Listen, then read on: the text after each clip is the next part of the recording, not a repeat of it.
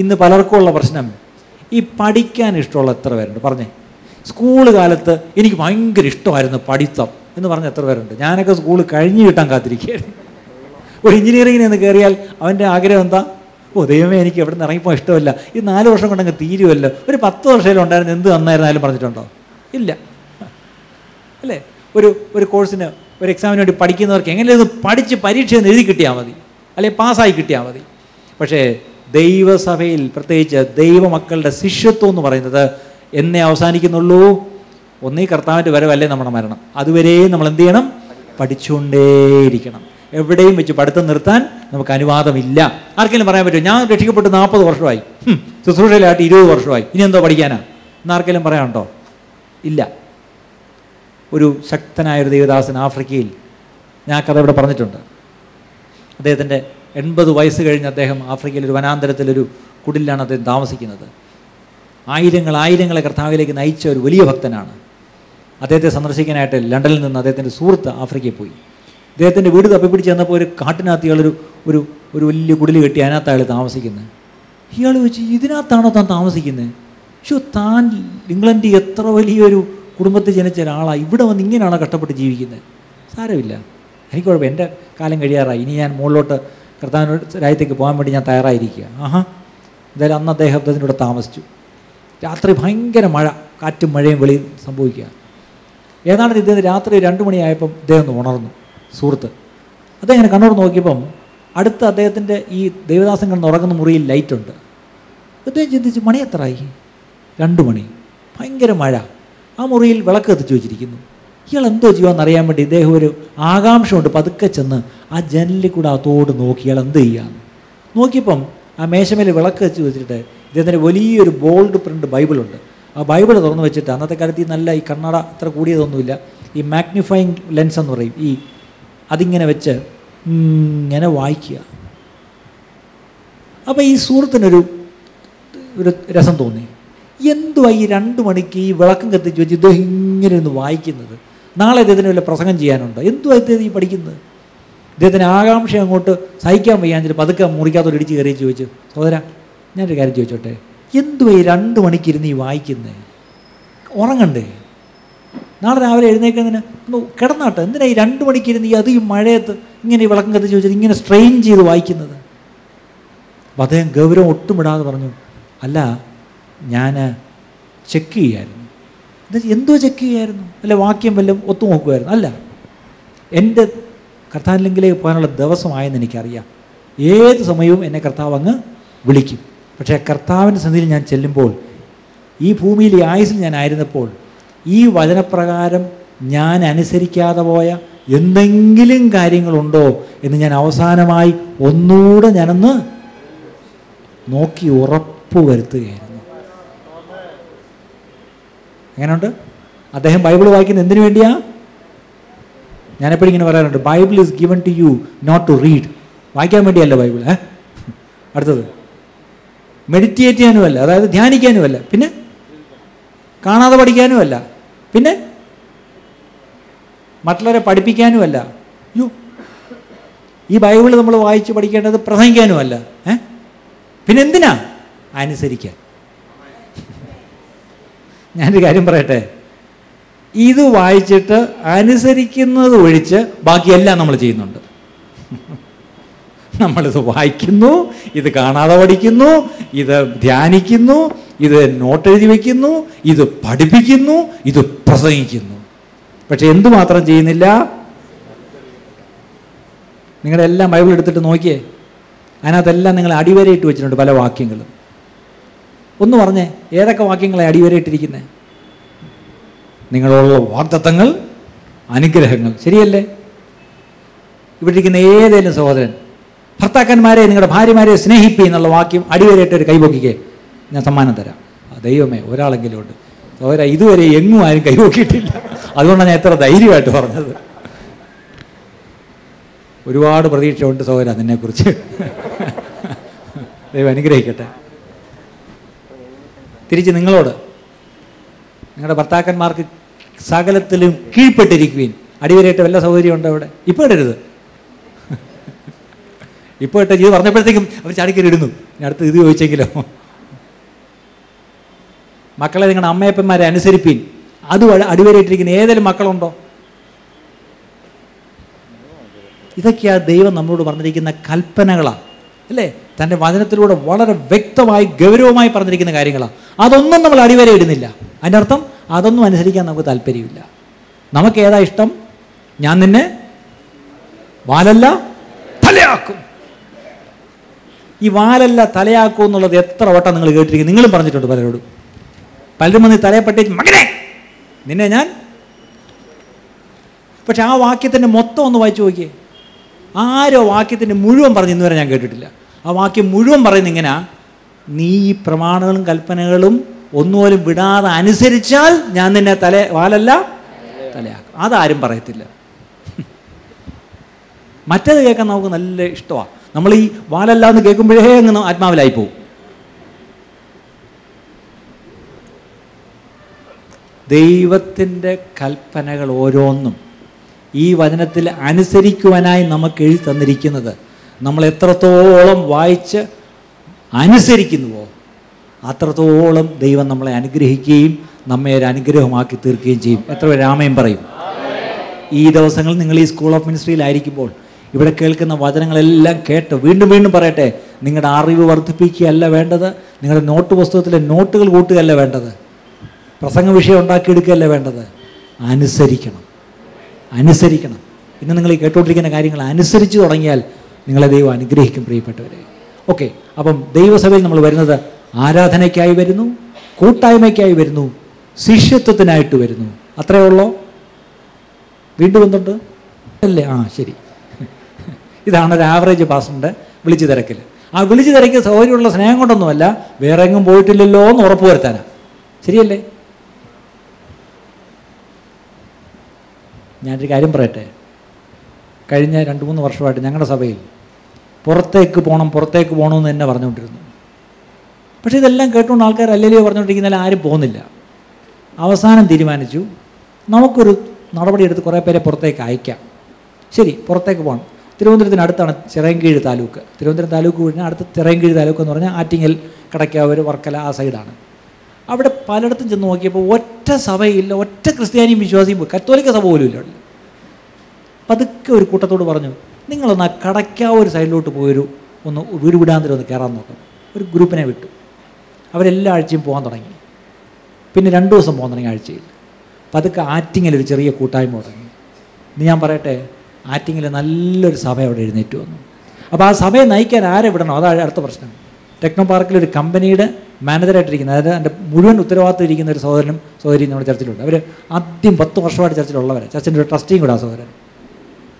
ഞാൻ പറഞ്ഞു, can you go? ഞാൻ പോവാം, എന്നെ അയച്ചാൽ ഞാൻ പോവാം. ആ സഹോദരിയും കൂടെ ആറ്റിങ്ങൽ ചർച്ച് പോയി ഏറ്റെടുത്തു. ഇന്ന് ആ ചർച്ച് ഏറ്റവും നന്നായി കയറി വരുന്നു. അവരുടെ കൂടെ ഇപ്പോൾ ഒരു 4 കുടുംബത്തെ കൂടെ അങ്ങോട്ട് അയച്ചു. ഇടവസങ്ങളിൽ പോയി പ്രവർത്തിക്കാനും ഞായറാഴ്ച അവിടെ തന്നെ ഇരിക്കാനും. 5 കുടുംബങ്ങളെ ഈ സഭയിൽ നിന്ന് അങ്ങോട്ടങ്ങ് അയച്ചു. എന്ത് പറ്റിയെന്ന് ചോദിച്ചാൽ അവിടെ നല്ലൊരു സഭ ഉയർന്നു വന്നു. പക്ഷെ അതുകൊണ്ട് ഈ മെയിൻ സഭയ്ക്ക് 5 നല്ല കുടുംബങ്ങൾ നഷ്ടപ്പെട്ടു. പക്ഷേ ഒരു കുഴപ്പമില്ല. അവരോട് ഈയിടെ വിളിച്ച് ചോദിച്ചു, 1 വർഷമായല്ലോ, തിരിച്ചു വരുന്നതെന്ന് ചോദിച്ചു. ഇല്ല പാസ്റ്റർ, ഞങ്ങളെ അവിടെ തന്നെ നിർത്തിയാൽ ഞങ്ങൾ നിൽക്കാം. പക്ഷേ അല്ല, പുതിയൊരിടത്തേക്ക് പോകാൻ പറഞ്ഞാൽ ഞങ്ങൾ പോകാം, പക്ഷേ ഇനി ഇങ്ങോട്ട് വരുന്നില്ല എന്ന് പറഞ്ഞു. കമ്പൈൻഡ് സർവീസ് വർഷത്തിലൊരിക്കൽ മാത്രം ആദ്യത്തെ ഞായറാഴ്ച 9 ചർച്ചകൾ ഒന്നിച്ച് വരുന്നുണ്ട് വേണ്ടത്തുള്ള എല്ലാ കോൺഗ്രിഗേഷൻസും. അന്ന് മാത്രമേ അവർ ഈ സഭയിലേക്ക് വരുന്നുള്ളൂ. ഞാൻ പറയട്ടെ പ്രിയപ്പെട്ടവരെ, സഭയിൽ നിന്ന് നമ്മളെ ചിലരെ അയക്കുമ്പം ഞാൻ ഒരു കൂടെ പറയാം, ഏറ്റവും ബെസ്റ്റിനെ അയക്കണം. എനിക്ക് ചിലപ്പം ചിലരെ പറ്റി തോന്നിയിട്ടുണ്ട്, ഇച്ചിരി കുഴപ്പക്കാരോ വഴക്കാളികളൊക്കെ ആണെങ്കിൽ ഇവറ്റകളെയൊക്കെ പറഞ്ഞ് എവിടെയെങ്കിലും ശുശ്രൂഷ കൊടുത്തങ്ങ് വിട്ടാലോ, കാര്യം ഇവിടെ നിന്ന് പോയി കിട്ടുമല്ലോ. പക്ഷേ അങ്ങനെ പ്രശ്നക്കാരെ പറഞ്ഞു വിട്ടാൽ അവർ പോത്തില്ല. അവരെ ദൈവം നല്ല ശൂലങ്ങളായിട്ട് ഇവിടെ തന്നെ വെച്ചേക്കും.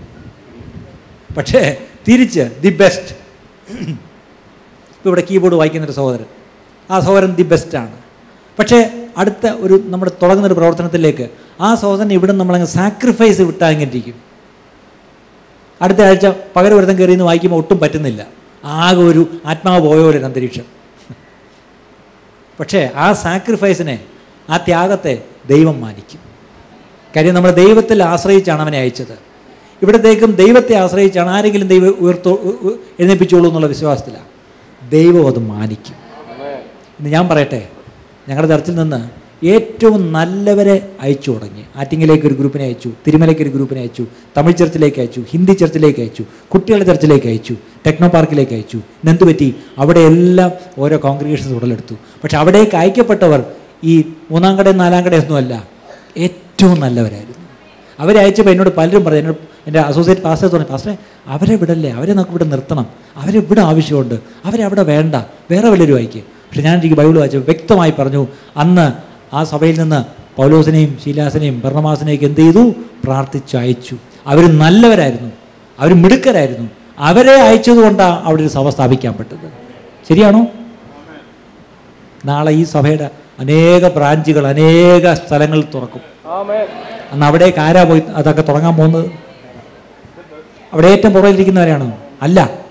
വിശ്വസ്തയോടുകൂടെ എന്നെ ഒരുക്കി അയച്ചാട്ട് പാസ്റ്ററെ ഞാൻ പോകാം എന്ന് മുന്നിലേക്ക് വന്നിരിക്കുന്ന നിങ്ങളെ ദൈവം അയക്കാൻ പോകുന്നത്. അനേക സ്ഥലങ്ങളിൽ കൂട്ടായ്മകൾ ആരംഭിക്കാൻ വേണ്ടി ദൈവം നിങ്ങളെ ഇവിടെ നിന്ന് അയക്കും. അന്ന് പോകാൻ നിങ്ങൾ തയ്യാറാണോ?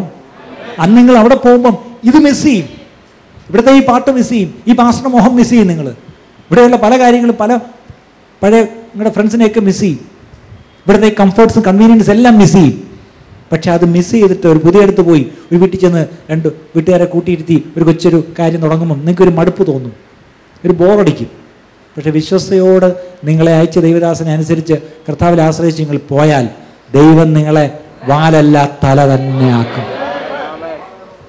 ഇതാണ് അപ്പോസ്തലിക ശുശ്രൂഷ. എല്ലാവരെയും കൂട്ടി വീണ്ടും വീണ്ടും ഇവിടെ വയ്ക്കുന്നതല്ല ശുശ്രൂഷ, പുറത്തേക്ക് അയക്കുന്നതാണ് ശുശ്രൂഷ. പക്ഷേ എങ്ങനെ പുറത്തേക്ക് അയക്കണം? അവരെ സജ്ജരാക്കി ദൈവത്തിൽ നല്ല ബോധ്യം, ഇവരെ തന്നെയാണ് അയക്കേണ്ടത് എന്നുള്ള ബോധ്യം നിങ്ങളുടെ ദൈവദാസന് കിട്ടുമ്പോൾ അദ്ദേഹം അയക്കും. നിങ്ങളാരും ചിന്തിച്ചുള്ളത് ഈ സ്കൂൾ അങ്ങോട്ട് കഴിഞ്ഞ ഉടനെ എനിക്കൊരു സഭ തന്ന് പാസ്റ്റർ എന്നെ അയക്കാൻ പോവാണെന്ന്. അങ്ങനെ ആരെങ്കിലും ചിന്തിച്ചുകൊണ്ടിരുന്നാൽ നിങ്ങൾക്ക് ഒരിക്കലും സഭ കിട്ടത്തില്ല. അത് ഞാൻ പറഞ്ഞത് പ്രവചനമല്ല, ഞാൻ സത്യം പറഞ്ഞത്. പക്ഷേ നിങ്ങളുടെ ആ ഉള്ളിലുള്ള ആ താഴ്മ, ദൈവത്തിൽ കാത്തിരിക്കുവാനുള്ള ആ ഒരു എളിമ, അതുണ്ടെങ്കിൽ ദൈവം എന്ത് ചെയ്യും? ഒരിക്കലൊരു വലിയ ഒരു നല്ല കഴിവുള്ളൊരു ചെറുപ്പക്കാരൻ, നല്ല പ്രസംഗകനായിരുന്നു. അവനെ ദൈവം പറഞ്ഞിട്ട് തന്നെയാണ് അവനൊരു മറ്റൊരു വലിയൊരു ദൈവദാസൻ്റെ കൂടെ കൂടി. അപ്പോൾ ആ വലിയ ദൈവദാസനൊരു വലിയ അന്നത്തെ ഒരു സഭാപ്രസ്ഥാനം തുടങ്ങി നയിച്ചുകൊണ്ടിരുന്ന ആളാണ്. അപ്പോൾ ഈ ചെറുപ്പക്കാരനാണെങ്കിൽ ഭയങ്കര മിടുക്കനാണ്, പ്രസംഗിച്ചാൽ നല്ല തീപ്പൊരിയാണ്. ഇദ്ദേഹം മിടുക്കനായിട്ട് അദ്ദേഹത്തിന് കൂടെ വെച്ച് പറഞ്ഞു, പക്ഷേ ഞാൻ നാണ്ട കൂടെ വന്നിരിക്കുന്നു, ഇനി ഞാൻ പാസ്റ്റർ കൂടെ നിൽക്കാൻ പോവാം, പാസ്റ്റർ എന്നെ എവിടെ വേണേലും അയച്ചോ, ഞാൻ പോവാം. പാസ്റ്റർ എല്ലാം കേട്ടു. അപ്പോൾ ഞായറാഴ്ച ഇവർ യോഗത്തിന് പോകാൻ ഒരുങ്ങുക.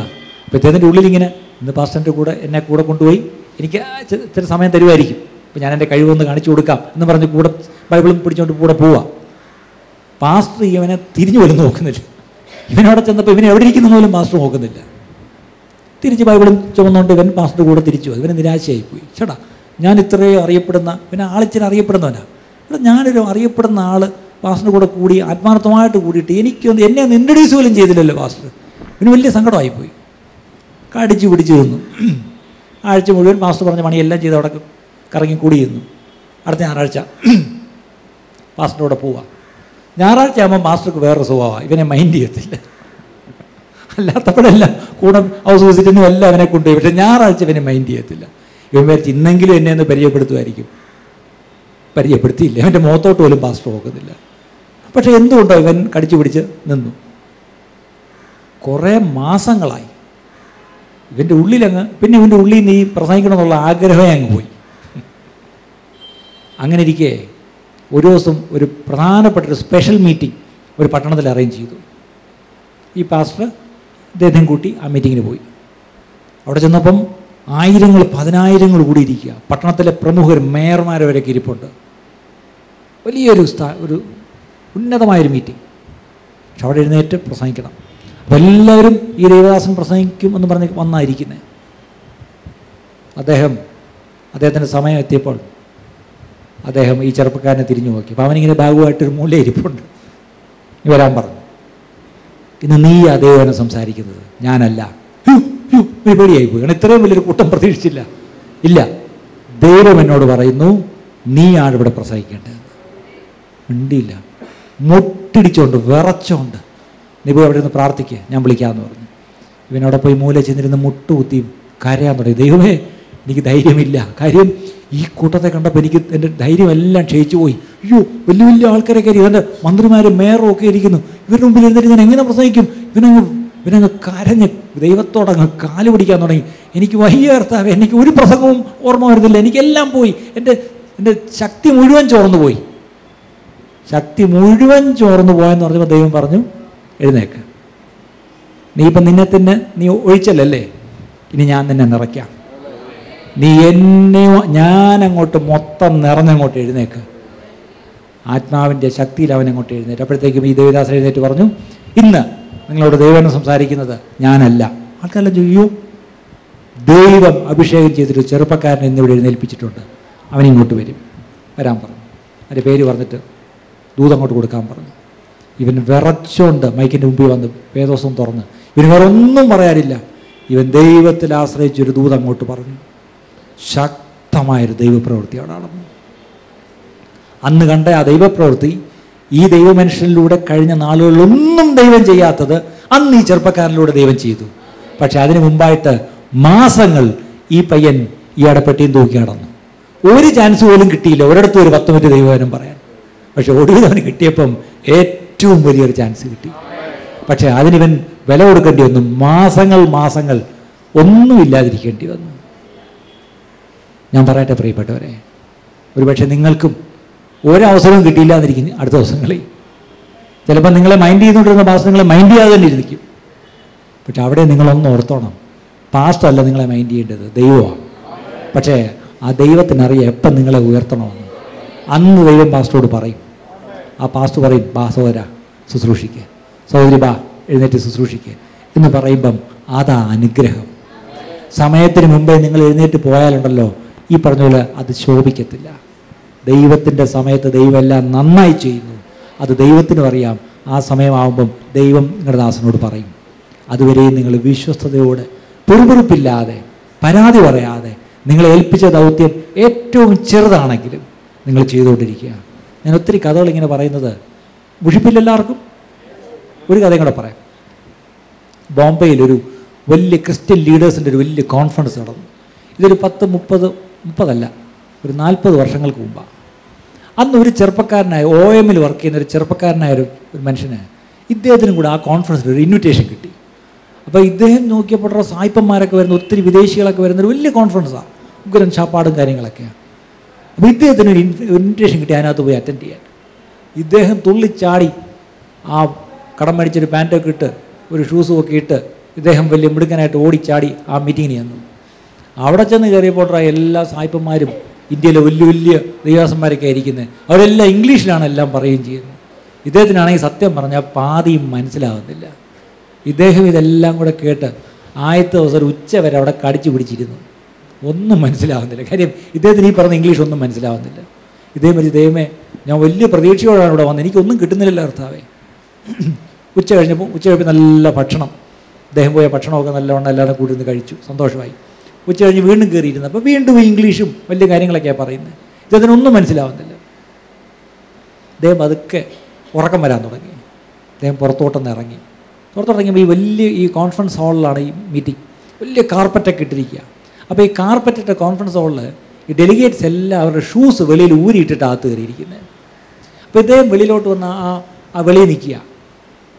പെട്ടെന്ന് ഇദ്ദേഹത്തിൻ്റെ കണ്ണാ കിടക്കുന്ന എല്ലാവരുടെയും ഷൂസിലോട്ടൊന്ന് പോയി നോക്കിയപ്പം പലതരത്തിലുള്ള ഷൂസുകൾ ഇങ്ങനെ കിടക്കുക. പക്ഷേ ഇദ്ദേഹം ഒന്ന് ചിന്തിച്ചു, ദൈവമേ, ഇതാരുടെ ഷൂകളാണ്? അകത്ത് ഇരിക്കുന്ന ശ്രേഷ്ഠരായ ദൈവദാസന്മാരുടെ പാദരക്ഷകളാണ് അല്ലേ? ബൈബിളിലൊരു വാക്യമുണ്ട്, ഈ സുവിശേഷം ചുമന്നുകൊണ്ട് പോകുന്ന കാലുകൾ എത്ര മനോഹരം അല്ലേ? ആ കാലുകളെ പൊതിഞ്ഞിരിക്കുന്ന പാദരക്ഷകളാണ്. പക്ഷെ നോക്കിയപ്പോൾ അതിലെല്ലാം പൊടിയും അഴുക്കും മണ്ണും, ചിലതൊക്കെ പൊട്ടിയിരിക്കുന്നു, ചിലതിൻ്റെയൊക്കെ ഏതാണ്ടൊക്കെ വിട്ടിരിക്കുന്നു. ഇദ്ദേഹത്തിന് തോന്നി, ഒരു കാര്യം ചെയ്യാം, ഞാൻ അകത്തിരുന്നിട്ട് വലിയ കാര്യമൊന്നുമില്ല, കാര്യം അവിടെ പറയുന്നൊന്നും എനിക്ക് മനസ്സിലാവുന്നില്ല. ഇദ്ദേഹം നോക്കി ഇച്ചിരി കാശ് കയ്യിലുണ്ട്. ഇദ്ദേഹം താഴോട്ട് പോയി കുറച്ച് പോളിഷും ഒരു ബ്രഷും ഒരു സൂചിയും നൂലും എല്ലാം കൂടെ മേടിച്ചുകൊണ്ട് വന്നു. അകത്ത് അവിടെ ദേവദാസന്മാരെല്ലാം ഇവിടെ നിന്ന് വലിയ കാര്യങ്ങൾ ചെയ്തപ്പം ഇദ്ദേഹം ഒരു മൂലയ്ക്കോട്ടിരുന്ന് ഓരോ ഷൂ ആയിട്ട് ജോഡിയായിട്ട് എടുത്ത് അങ്ങോട്ട് പോളിഷ് ചെയ്യാൻ തുടങ്ങി. എല്ലാം പോളിഷ് ചെയ്ത് നിരത്തി, ചിലതൊക്കെ അറ്റും മുറിഞ്ഞു നോക്കിയിരുന്നേക്ക് ഇദ്ദേഹം അങ്ങ് അത്യാവശ്യം അങ്ങ് തച്ചും വെടിപ്പാക്കി വെച്ചു. കോൺഫറൻസ് എല്ലാം കഴിഞ്ഞ് വൈകുന്നേരം ഡെലിഗേറ്റ്സ് എല്ലാം പുറത്തിറങ്ങിയപ്പം എല്ലാവരും ഷൂ ഇങ്ങനെ നിരത്തി വെച്ചിരിക്കും. എന്ത് നല്ല ഹോട്ടലാ, എന്ത് നല്ല സർവീസാണ്, കാരണം നമ്മുടെയൊക്കെ ഷൂ താണ്ടെ പോളിഷ് ചെയ്ത് വെച്ചിരിക്കുന്നു. ഇവരെല്ലാം വന്ന് അവരോട് ഷൂ എടുത്തിട്ട് കാലിട്ടുകൊണ്ട് പോയി, സന്തോഷം. അടുത്ത ദിവസവും തിരിച്ചു വന്ന് എല്ലാവരും ഊരിയിട്ടേ ചാത്ത് കയറി. ഇദ്ദേഹം നോക്കിയപ്പം പിന്നെയും പൊടിയായി പലതും. ഇദ്ദേഹം വീണ്ടും ഇരുന്ന് എന്താ മുഴുവൻ പോളിഷ് ചെയ്തു. അടുത്ത 2 ദിവസം ഇദ്ദേഹം ഈ പണി മാത്രം ചെയ്തു. ആരും അറിഞ്ഞില്ല ഇദ്ദേഹമാണിത് ചെയ്തതെന്ന്. എല്ലാവരും വിചാരിച്ചു ഹോട്ടലുകാരുടെ സ്പെഷ്യൽ സർവീസാണെന്ന് വിചാരിച്ചു. എന്ത് പറ്റിയെന്നറിയാമോ? ഈ മനുഷ്യനെ ദൈവം പിന്നീട് ഉയർത്തി. അന്നാ വന്ന ഡെലിഗേറ്റ്സിനെ എല്ലാവരെക്കാട്ടിലൊരു വലിയ മഹാനായിട്ട് ദൈവം അദ്ദേഹത്തെ ഉയർത്തി. ഒരു വലിയ മിഷൻ്റെ തലപ്പത്ത് അദ്ദേഹത്തെ ദൈവം കൊണ്ടുവന്നു. ഞാൻ ചോദിച്ചോട്ടെ, വർഷങ്ങൾക്ക് മുമ്പ് ഇദ്ദേഹത്തിന് ഒന്നും അറിയാത്ത കാലത്ത്, ഒരു മണമില്ലാത്തപ്പം അദ്ദേഹം താഴ്മയോടെ വന്ന് എന്ത് ചെയ്തു? അനേക ദൈവദാസന്മാരുടെ ചെരുപ്പ് തുടയ്ക്കുക എന്ന് പറയത്തില്ലേ, അത് തന്നെ അദ്ദേഹം ചെയ്തത് അല്ലേ? ആ ചെരുപ്പ് തുടച്ചത് ആരും കണ്ടില്ല, ആ ഒരു ദൈവദാസനും അത് കണ്ടില്ല. പക്ഷെ ആര് കണ്ടു? ദൈവം കണ്ടു. കാര്യം മനസ്സിലായോ പ്രിയപ്പെട്ടവരെ? ഇന്ന് ചിലപ്പോൾ ഈ പറഞ്ഞ പോലെ നമ്മളോട് ദൈവം പറഞ്ഞത്, നീ ആ ചെരുപ്പൊന്ന് തുടയ്ക്കുക, നീ ആ ബാത്റൂം ഒന്ന് കഴുകിയിടുക, നീ ആ കസേരയൊക്കെ നിരത്ത്, നീ ആ പായൊക്കെ മടക്കി വയ്ക്കുക, അല്ലെ ആ കാറൊക്കെ പാർക്ക് ചെയ്യുന്നിടത്ത് പോയി നിന്ന് അതൊന്ന് പോയി വെയിലത്ത് പോയി അന്ന് ചെയ്യുക. ഇതൊക്കെ ആയിരിക്കും ദൈവം നമ്മളോട് പറയുന്നത്. പക്ഷെ ഒരു കാര്യം ഞാൻ പറയാം, അത് വിശ്വസ്തയോടെ ഇന്ന് നമ്മൾ ചെയ്താൽ ദൈവം വിശ്വസ്തനായതുകൊണ്ട് അവനത് കാണും. കണ്ടിട്ട് എന്ത് ചെയ്യും? തക്ക സമയത്ത് അതിന് പ്രതിഫലം തരും. അന്ന് മറ്റുള്ളവരെല്ലാം ആശ്ചര്യപ്പെടും, അയ്യോ ഈ ഉന്നത സ്ഥാനത്ത് ഉന്നതമായ ശുശ്രൂഷ എങ്ങനെ ഇവന് കൊടുത്തു? പക്ഷേ അവരാരും അറിഞ്ഞില്ല നിങ്ങൾ എത്ര വിശ്വസ്തയോടെ നിങ്ങളെ ഏൽപ്പിച്ച ആ ദൗത്യം നിങ്ങൾ പിറുപിറുക്കാതെ ചെയ്തുകൊണ്ടിരുന്നുള്ളത് ആരും കണ്ടില്ല. പക്ഷെ ആര് കണ്ടു? ദൈവം കണ്ടു. മനസ്സിലായ പ്രിയ? ഞാൻ ഈ പറഞ്ഞ കാര്യം മനസ്സിലായോ നിങ്ങൾക്ക്? ഓക്കെ. സഭയിലേക്ക് എന്തിനു വരുന്നു? ആരാധനയ്ക്കായി വരുന്നു, കൂട്ടായ്മയ്ക്കായി വരുന്നു, ശിഷ്യത്വത്തിനായിട്ട് വരുന്നു. പുറത്തേക്ക് പോയി സുവിശേഷീകരണത്തിന് അല്ലെങ്കിൽ മിഷൻസ് ഓർ ഇവാഞ്ചലിസം അതിനുവേണ്ടി സജ്ജമാക്കപ്പെട്ട ഐക്യപ്പെടുവാനായി നിങ്ങൾ വരുന്നു.